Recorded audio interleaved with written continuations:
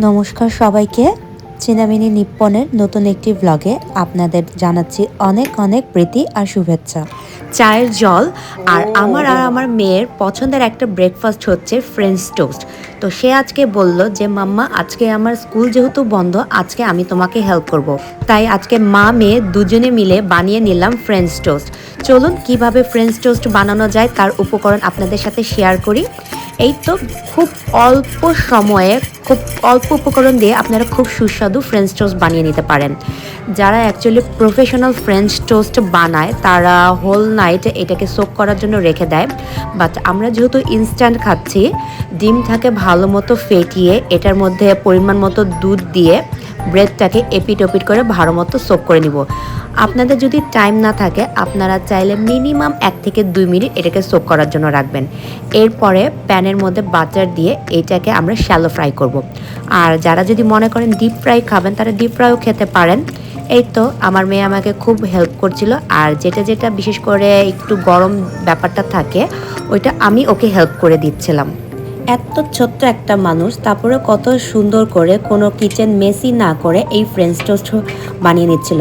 এখন যদি সিরিয়াসলি আমি যদি ঢাকায় থাকতাম তাহলে আমি ঢাকার পরোটা, হালুয়া, তরকারি, বুটের ডাল, এগুলো বিশেষ করে পুরান ঢাকার কিছুক্ষণের যে বুটের ডাল আর সবজি, ওয়াও, জাস্ট ওয়াও, ওইটা আমার কথা আজকে খুবই মনে পড়ছিল।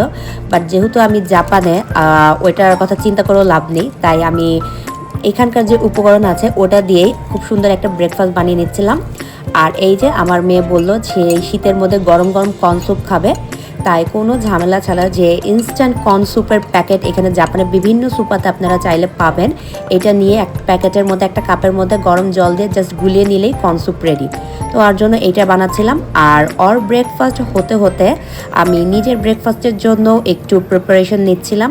আমি যেহেতু কর্ন স্যুপ খাবো না তাই আমার জন্য একটা ক্যাপুচিনো বানাচ্ছিলাম, বাট উইদাউট সুগার। আমি অ্যাকচুয়ালি কফি খুব পছন্দ করি, বাট এর সাথে চিনি দেওয়া একদমই পছন্দ করি না।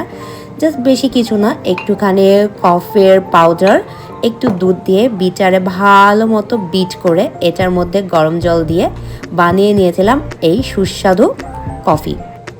আপনাদের যাদের কাছে এই কফি বিটার নেই, এতে কোনো নো প্রবলেম, আপনারা চাইলে স্পুনের সাহায্যে বা ফর্কের সাহায্যে খুব ভালো মতো কফি বিট করে নিতে পারেন।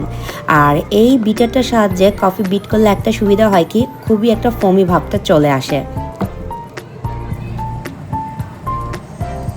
যাই হোক, এরপর আমার মেয়ের ব্রেকফাস্টের সাথে একটু হানি গার্নিশ করে সাথে একটু বানানা আর ইয়োগার্টও দিয়েছিলাম, বিকজ বাচ্চাদের জন্য দই আর কলা খুবই উপকারের। কিন্তু আমার মেয়ে যেটা খেতে চায় না, যেহেতু আজকে ওর সাথে আমার ডিলিংস হয়েছে, বিকালে ওকে নিয়ে আমি বিভিন্ন স্টিক আর সিল কিনে দিব, তাই ও আজকে এগুলা খাওয়ার জন্য রাজি হয়েছে।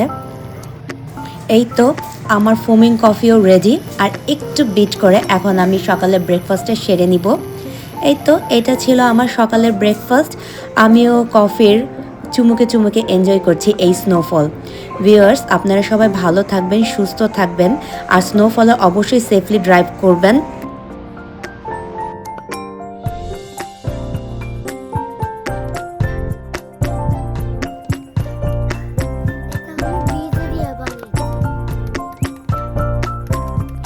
আপনাদেরও স্নোফলের অনুভূতি জানাতে ভুলবেন না। পরের ভিডিও দেখার আমন্ত্রণ নিয়ে এখানেই শেষ করছি। ধন্যবাদ সবাইকে, ভালো থাকবেন, সুস্থ থাকবেন।